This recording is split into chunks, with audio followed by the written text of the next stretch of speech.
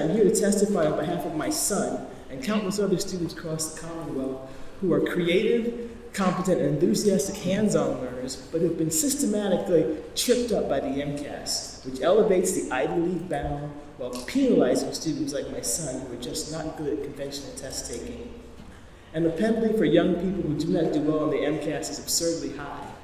Denied a high school diploma because of a standardized test score means fewer employment opportunities, a real loss of income, and having to explain in a job interview why you don't have your high school diploma. Did you skip school or not? No, I was there every day. Did you fail out? No, I passed all of my classes. So you didn't take enough classes. No, I got all the credits I needed. Well, I guess you're just one unlucky son of a gun.